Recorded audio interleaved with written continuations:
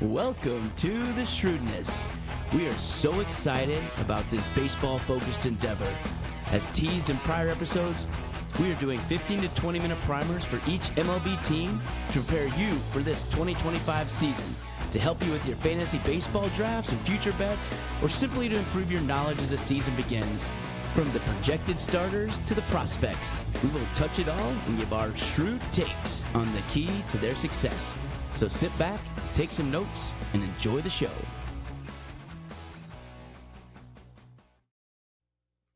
Hello, Shrewdness. Welcome back to another team preview as we continue our series, and we will get through all 30 teams. We're going to make it.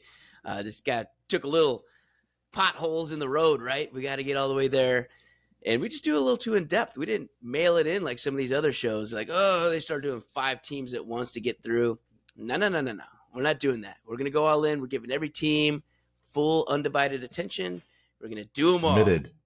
Committed. That's to right. Excellence. That's it. We're not going to drop our quality, just try and squish stuff in. So, and with that, we will cover all the teams. So we're doing some fun ones lately. We've had the Yankees and Dodgers and Braves. Well, welcome to Washington, baby. We're going to the Capitol with the Ratty Natties. And Prue is going to take us through and talk about, I don't know, potential upside, I guess. I mean, that's all we can really think. Maybe some upside somewhere. We'll see if we can find some as we go through the team here. I think I told Dex before the show, this team reminds me of like a mature Miami Marlins team. And I think you'll see why as we go through. I don't know. Yeah. We'll see. Let's get started. Thank goodness for the Marlins is what this team had to say last year. They finished 4th in the NL East ahead of the Marlins, but they were not great. Predicted to win 66 games. They actually did win 71. That's surprising. So they were one of the fairly rare teams that performed more than 5 games better than their prediction before the season started. So they did okay. This year they are actually projected to be a little better still, or about the same. But the projections have caught up with their actual record from last year. So Fangraphs has them winning about 73 games. Vegas has them at more like 70, 71. Yeah. So anyway, still below 500 team by a fair number of games, but it's not a lack of spending money, at least. There are worse teams out there. Yeah. Spending money is not a strong suit of this team. Let's say it nicely. Last year they had a payroll of 130 million. They've actually cut it down to 118. That was too much last year. in 2025. And like we said for the Marlins, if you've seen our Marlins episode, only a couple players with guaranteed salaries this year. The Nationals have quite a few players with guaranteed salaries this year, but they are down to 3 players after this year with a guarantee.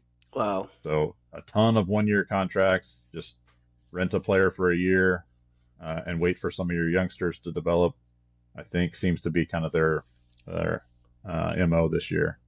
Yeah, these guys are young. That's a young looking roster. This is a very young team. Let's go through the lineup real quick. Leading off is C.J. Abrams, who's their 24-year-old shortstop. Second is James Wood, 22-year-old left fielder. Kyber Ruiz is one of their players that's scheduled to make some money next year. He's a 26-year-old catcher and will bat third most of the time, I think, for the Nationals. Yep. Nathaniel Lowe, 29, so one of the older guys on the team. Crusty veteran, playing first base and hitting cleanup. Josh Bell is the crusty veteran. He's DHing now. He's 32 and gonna hit 5th most games for the Nationals in the DH spot. Luis Garcia Jr., 25-year-old second baseman, will hit 6th. He will also do some platooning, but he's the left-handed bat, so he'll be in there the majority of the time. Gotcha. Paul DeJong, former Royal, or half a year. half a year. I guess you can 2 say he months. was a former Royal. Finished the season with the Royals last year. He did good for us, though. Yeah, yeah. His .9 WAR, .7 of that was for the Royals in the last couple months of the season. So Yeah. anyway, he will hit 7th. Dylan Cruz is another exciting young player for the Nationals. He's a 23-year-old right fielder and will hit 8th. And then Jacob Young is another young player, 25 years old, and is their center fielder. So that's, Gotcha. I purposely read the ages as I went through the lineup there. And like we've already mentioned a couple times, super young lineup, lots of upside and potential. It's just how many of them can put it together being this young without a whole lot of veteran leadership on this team. So that's the biggest concern from a overall lineup standpoint. Yep. So let's go through one by one. I'll just hit a highlight or two for each player. CJ Abrams in the leadoff spot was a 3.4 WAR last year, which led the team, which is decent. Anything over 2, we said, is a quality starter. Yep. For a major league team. So 3.4 is 4 was an all-star, right? Yeah. So we had to shave the all-star criteria a little bit to get down to CJ Abrams because he was one of the only 2 all-star representatives last year for the Nationals. Yeah. But yeah, he's a bright spot at the top of the order. Had 20 home runs in the leadoff spot. Yes. CJ Abrams is for you guys out there that kind of follow the prospects, he was a very, very, very high prospect for the Padres. And he was part of the return. He was the big return for Juan Soto when they got him. So he's part of the trade package that came over. And same with Mackenzie Gore, which we'll talk about here in a minute for the pitching staff. But they got a haul for Juan Soto, as you can imagine you would.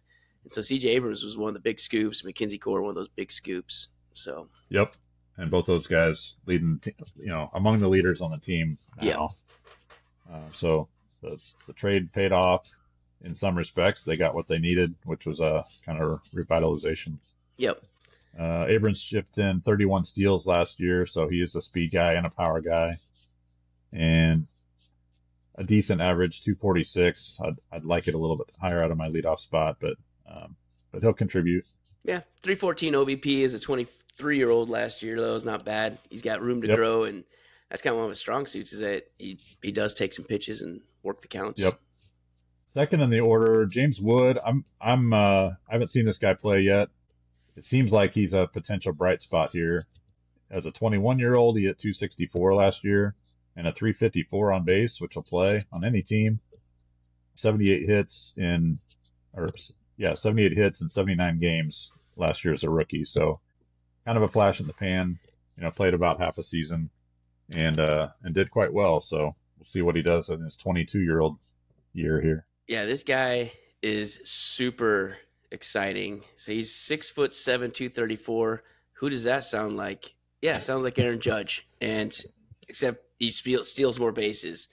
So James Wood is in fantasy circles one of those guys you want to take a flyer on, specifically dynasty leagues and everything. But I'm excited to see what this dude can do in a full season, and he's just so big. He's just so big and strong and can just crush the ball. He just like the laces break when he hits it right.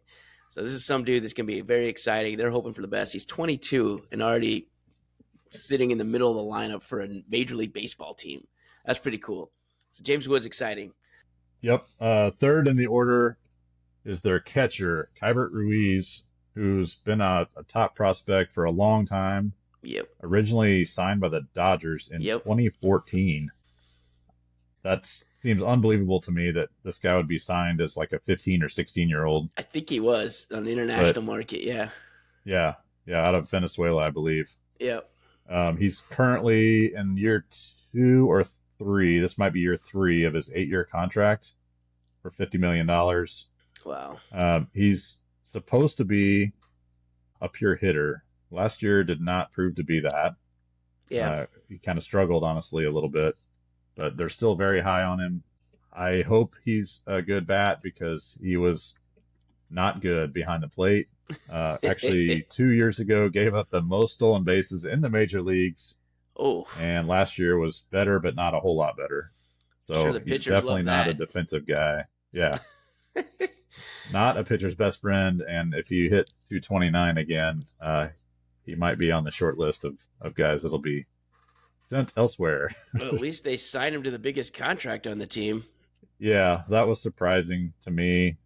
He's making roughly 5 million a year for the next 2 or 3, and then it starts jumping up a little bit in Yeah, the and the last thing 3 years is, of his he's contract. 26 too. It's not like you're doing this with a 19-year-old Pudge Rodriguez, who's been Yeah, a 1-1 behind the plate that throws everybody out. You're like, oh, what's this? yeah. So That is yeah, I think surprising. his stolen base percentage was like 19.8% caught stealing or Ouch. something, and it Yeah, that gave is up not good. 119 steals or something crazy Wow. in 23, and I think 80 something in 24 last year. So That's kind of an run absurd at amount. will on this guy. Yeah. It might even get to second base one of these days. Anyway, moving on. Nathaniel Lowe came over as a free agent in the offseason. Tejas. Sorry, he was a trade from Texas Yep. in the offseason. He's going to hit cleanup in this lineup. 2.7 WAR guy last year, a 361 on base, which will play in any lineup. Yep. Only 16 home runs, but he's been kind of the mark of consistency. I looked through his stats over the last 4 years, and his average, his on base, his OPS, and his WAR, and his RBI totals are all very consistent. He's like 155 game That's good. every year, so he's always in the lineup, always contributes about the same. That's what I want, Yeah. honestly. If I'm managing, I'll take a few guys with some upside, but give me steady Eddie there in the middle of Consistency. your lineup that just continues to drive in runs and produce Absolutely. I mean, he's part of season that. after season. I'm pretty sure he was on the Rangers World Series team a couple years ago. Pretty sure he's been there a couple years. So he's been on winning championship teams. So it's not a bad Mm-hmm. guy to have in your locker room and sit in the middle of your lineup to help out these 22, 24, 23-year-old, 25-year-old, 25-year-old. These are young kids, man. So Yeah, that's a good guy to have in the lineup to kind of tell them how to take pitches and how to walk, how that's to get right. on base. Yeah, he's out of the lineup here, just glancing down the numbers. He's the highest on base percentage of anybody in that lineup Oh yeah. with last year's stats, so he can definitely draw a walk. Fifth in the order, Josh Bell, who's been around. Been This is around. his 7th team in the last 5 years, and he's been not good on any of them. Oh He'll man. contribute like 15 to 20 homers every year, but 249 average, 319 on base. I need more from my DH that's hitting fifth in the order. You And want for to a guy designate? that's been around for so long, he's just not done much the last 5-6 years. Sounds like you want your designated hitter to hit. That is the idea. I And mean, he's the one negative WAR contribution in that whole lineup. So not an wow. ideal situation for my DH, but that is what it is. Yeah, And he's another at least veteran guy. So silver lining, maybe he's at least going to show these young guys what it means to be in the major leagues for a long time and yeah. get yourself up for game after game, year after year. Man, I remember I had to go check to make sure, but he's been on the Nationals before. Yeah. He's back. He's back, baby. Yeah, he was like Shady's back. Pittsburgh and Nationals, and then a whole host of other teams, and then back to the Nationals this year. So Yeah, crazy. Well, that'll be fun. let's see. So 6th in the order, Luis Garcia Jr., another solid contributor, a 2.2 WAR last year, and hit 282. So highest average on the team from a year ago, anyway. 18 homers and 70 RBIs. So a solid contributor. Yep. He's going to play second base this year in year 25. So he's, starting to approach kind of his peak years. What I read is that he's going to be doing some platooning with Really? Ahmed Rosario. So, and it did look like the first few games this season, he started out like in the 3 hole, and then he's dropped down to 6th, and so that they might still be kind of juggling this lineup to see how things shake out. Get into a groove. They've only won 1 game so far, so that's surprising. Hard to believe, I know, but anyway, Luis Garcia, someone to keep an eye on, because numbers wise, at least, it looks like he's a solid contributor. Yeah, it does. I wasn't tracking. He had that good of a season last year. If you don't have him in fantasy, sometimes you don't always watch Washington Nationals games. It's just not really top of the radar. Yep.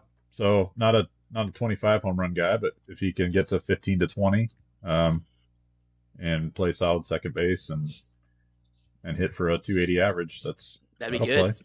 Absolutely. Bottom third of the lineup starts to fall off pretty quick, to be honest. Paul DeJong is age 31. He started third baseman here for the Natties. A .9 WAR last year, and like I mentioned, .7 of that was with the Royals the last 2 months of the season. Yeah. So he hit 227 on the year, and I think he only hit 228 for the Royals or something. So not going to do it really with the bat. He did contribute 24 homers last year, which was surprising for what I considered a fairly light hitting guy, but he did knock in 24 homers. And he's another guy that's been around a lot. This is his 6th team in 3 years. He was a Cardinal shortstop for about 6 years, something like that. Let me see here. 1, 2, 3, 5 or 6 years, and then 6 years. He's bounced around ever since. Yeah, bounce is kind of a good operative word. He hasn't really done much anywhere. No, a lot of 220 hitting and 15 to 20 homers, which is fine, and I guess that's what keeps getting him a job somewhere. But he's hitting 7th for a reason. Yeah, peaked as a rookie. Yeah, that's right. Dylan Cruz, 23-year-old right fielder, number 2 overall pick in 2023. You know who the first one was? In 23? Yeah. Nope. You'll have to remind me. Paul Skeens. Same team. LSU put the first 2 guys out. Oh, that's right. Okay. It's ridiculous. But he's not having quite the success as Paul Skeens early on in his career. They're on different tracks so far. Yeah. Dylan played only 31 games last year, so can't give him too hard of a time. No. You need a little bit more than a month or so, or 6 weeks to make a statement, and he's still looking to make his. Yep. So 218 average over those 31 games, and only a 288 on base with 3 homers. So he needs to get off to a hot start and prove to everybody why he was the number 2 overall pick a couple years ago. And he really should. I mean, so Dylan Cruz, for you guys out there, if you aren't a college fan or just not drafting rookies in your leagues, Dylan Cruz was the can't miss bat out of that draft 2 years ago. It was one of the best draft classes literally in the history, and one of the best players to ever come out of LSU, and LSU has a pretty darn good history of SEC baseball. But 3 years down there, he was a co-player of the year in 2022. Then he won the Golden Spikes Award the next year in 2023 as he led them to the College World Series title. Stats are stupid. He led Division I in average at 426, or he's 4th at 426. His on-base percentage, 567 that year. Wow. His OPS was 1280. He had 2nd in the country in hits with 110. They don't play that many games. 71 games. He had 110 hits in 71 games. It's just, what? He had 71 walks, 1st in the nation in 71 games. This kid is going to hit. He's going to be good. He's going to be great. And as I look right now, his current average is 0. So he ain't even got a hit this season. He's 0 for whatever many bats it is. Don't quit on this guy, though. He's going to be good. If you can get him in some Dynasty League right now after hearing this, it is worth the flyer. I promise he's going to hit. He's too good. But Dylan Cruz, still something to be excited about despite his not great showing. But Mike Trout also batted 218 in his cup of coffee in his rookie year. So just something to say. I don't know if he came out and hit 0 for the first week of his next year, but what it is. I still believe it's still early. Still Yep, early. Only a that's week right. into the season. Yeah, don't quit on a 23-year-old with that pedigree and track record. Wrapping up this team of youngsters and the lineup anyway, Jacob Young, appropriate. He had a 2.8 WAR last year as a rookie, and it must have been a lot of defense. He only hit 3 home runs and knocked in 36. He did steal 33 bases, but only a 316 on base. I need more than that to consider drafting you, Jacob. So get your act together and hit more than 256. There's probably a reason he's hitting ninth, at least right now. I do like the 33 steals at the bottom of the order. That can ignite, when you get back around to your leadoff guy. Having speed at the bottom of the order is a nice luxury. So Yep. He's not too bad, though. Actually, he did better than I thought, just kind of looking at this. I mean, he's obviously probably a defense-first guy, but he's not killing you with a 256 and 316. And it's, 2.8 WAR is better than most on the team, right? 33 stolen bases is nice, too. Because Abrams going to steal, Wood's going to steal. If Cruz ever gets on base, he'll steal. They got some speed.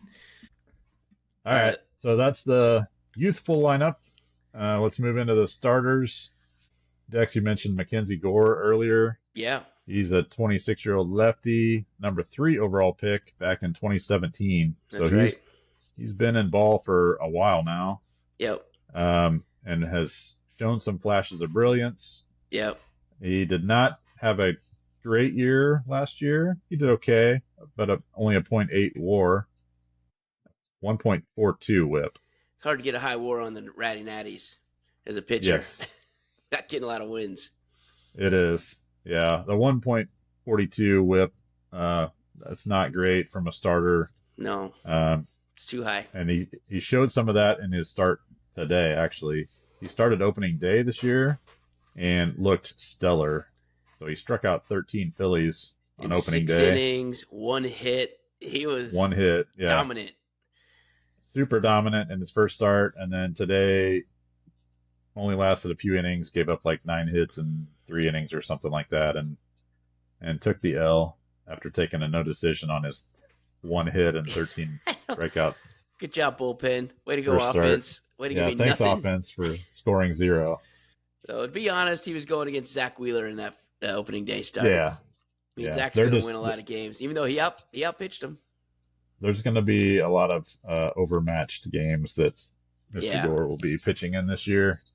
But he'll contribute, throw high strikeout numbers at you. And a 3.9 ERA was not terrible. You could do worse for sure. Absolutely. As can be seen by these next 3 starters. So, number 2, Jake Urban, 28-year-old right-hander, 1.9 WAR, and a 1.2 WHIP last year, which is really solid. Yeah, that's not 187 innings, so he's kind of the workhorse of the group. And actually led the league last year in games started, so he had 33 starts. Really? Last year for the Nationals. Wow. Unfortunately, he also led the league in losses. So as will happen. 10-14, I think, was his record last year, and 14 losses actually led the league. I guess he's getting a lot of decisions. Yeah. So, early in the game what it's going to look like. It's going one way or the other. Anyway, so he'll at least throw a lot of innings. He should be a solid contributor, at least as a presence, as opposed to some of these other more volatile pitching staffs that we're worried if they're going to make 10 starts. So absolutely, that's his best attribute, is that he's at least durable and he shows up, consistent. Third in the rotation will be Mitchell Parker, 25-year-old lefty. Again, kind of a maybe a decent number 3. Do you know anything about this guy? Nothing at all. It's amazing how little fantasy does with these guys. 29 starts last year as a rookie, and I've heard nothing about him, really. 150 innings, only 7.9 Ks per 9, so he's not a huge strikeout guy. 1.3 WHIP, which is not great. 4.29 ERA, which is not great. So just kind of an average Yeah. Average Joe in the middle of your terrible team's rotation. Yep. Looks like he has another terrible stash. It's good looking though. It's a good looking bad stash. I love bad stashes, so it's a compliment if I throw that out. Nice. Okay.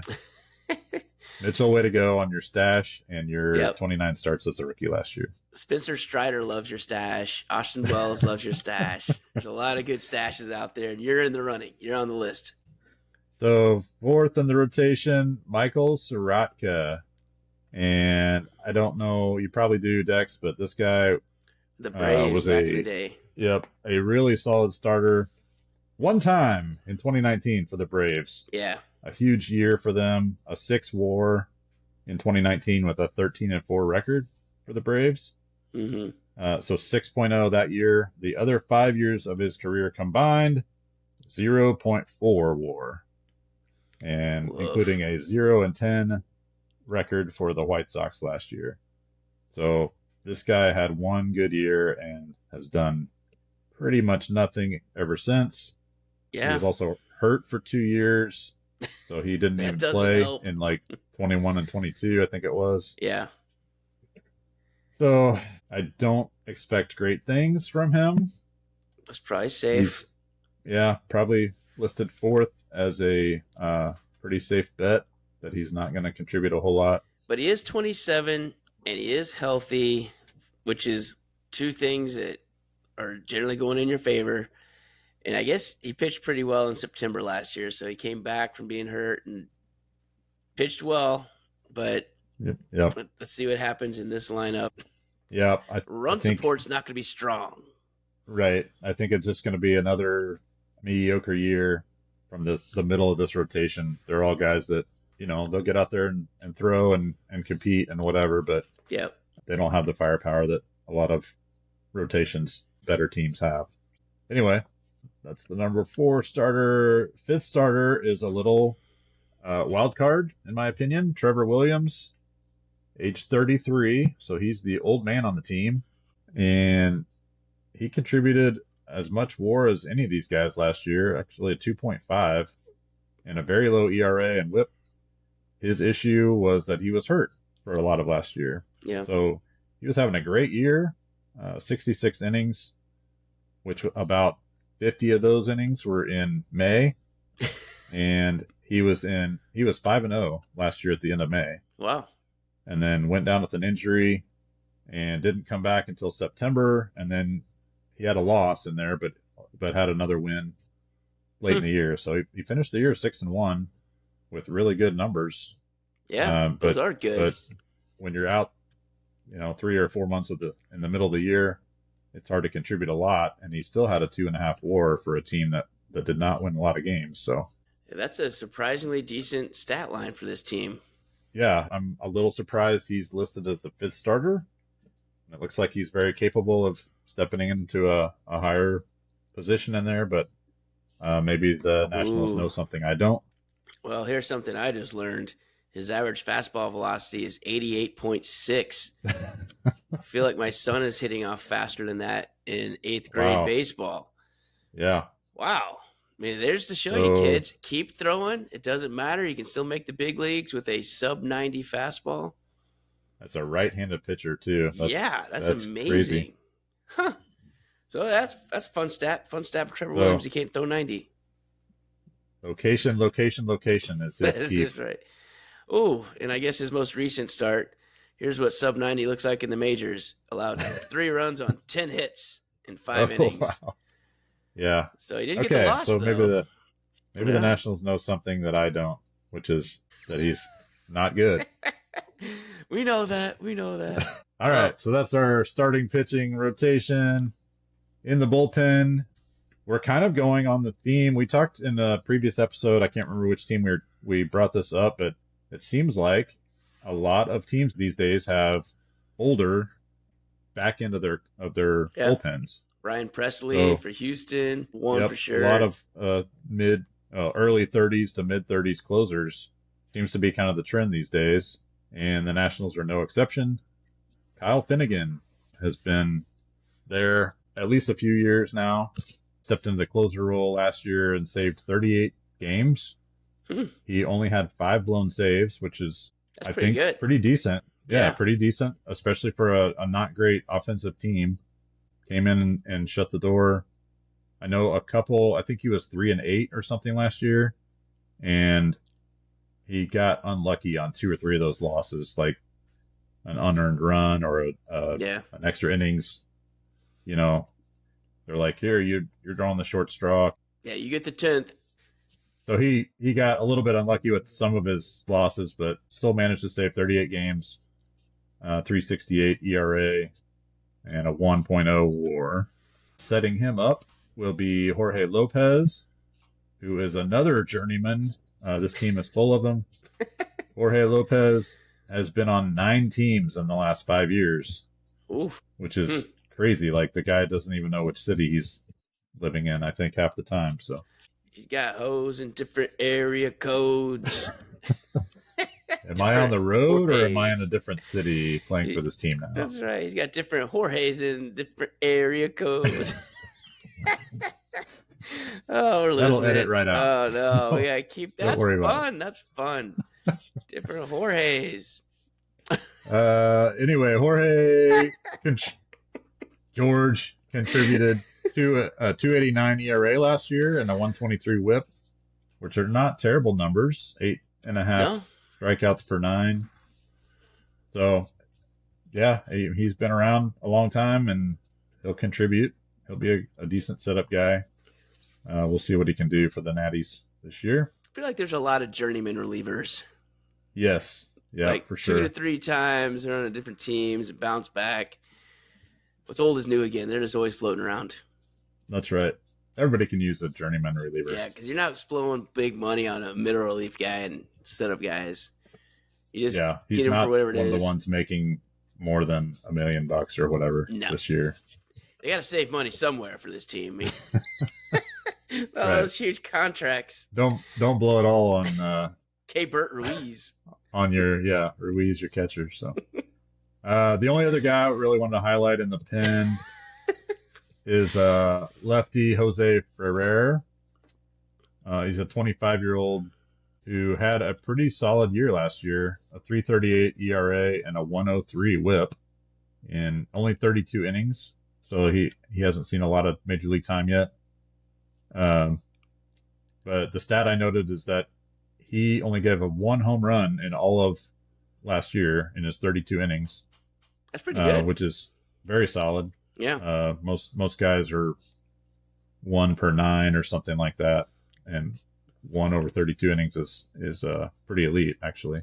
Especially when The those bad lefties news come is in. that he's already given up 1 this year in one of his first few appearances. So he's got some locking in to do to hold that pace for the rest of the year. Yeah, there's some meat on that bone. Yeah. Hold up.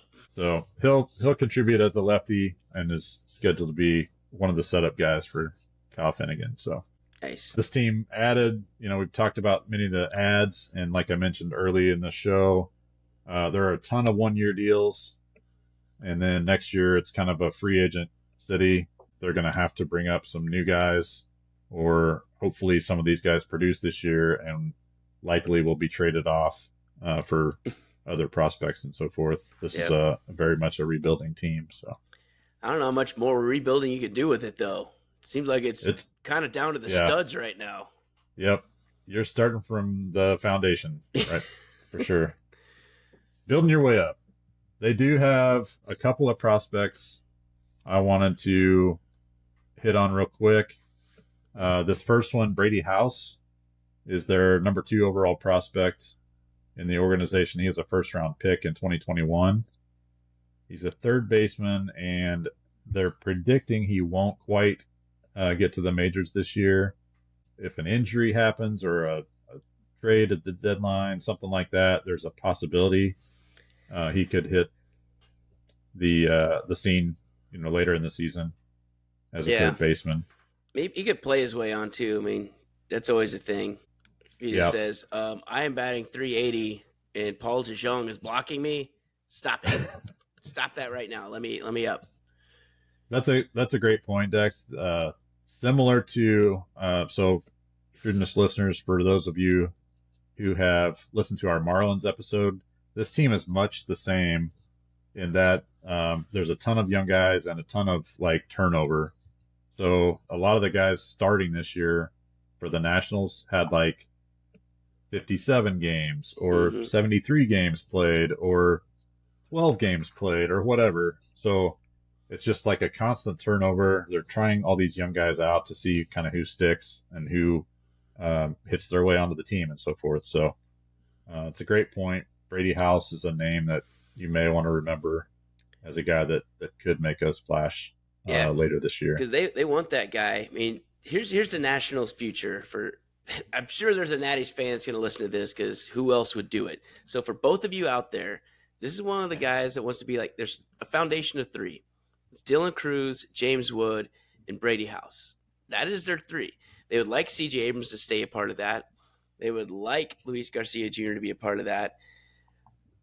But the three they're counting on to actually be heart of the order mainstays, all-stars, are those three guys. So Brady House if he can hit his way up there, it'd be great. I mean, probably best case for them is Paul DeJong does exactly what he did with the White Sox last year and turn into a very viable trade deadline piece that a team like the Royals, who were kind of streaking and making a run when they weren't supposed to last year, will go get that guy.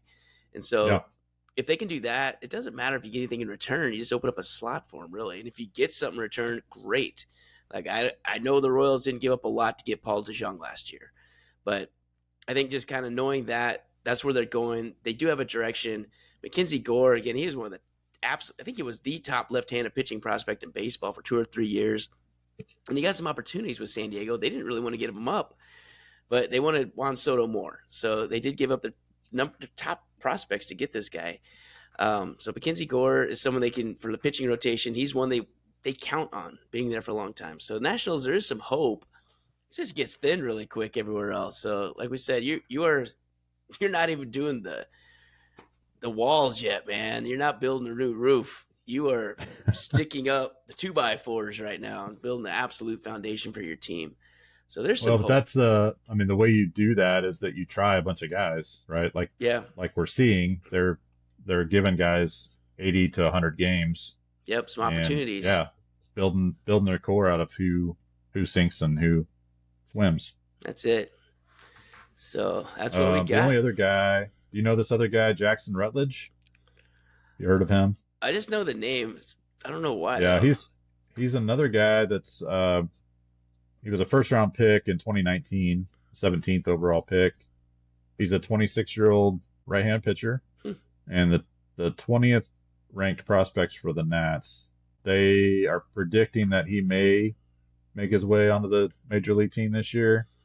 Okay. Again, the middle of that rotation is a bunch of youngsters who are kind of mid talent, and so a guy like this, if Jackson Rutledge can start out hot in AA, AAA this spring, he may raise some eyebrows and get a spot start or something like that at least. If somebody goes down with an injury, or if Soroka gives up 1.4 base runners per inning again, or whatever. So another name that I thought has a chance of making the roster at some point this year. That's good. Yeah. Well, thanks, Prue, for going through yet another grenade. I mean, you got some good ones. You got to do the Dodgers.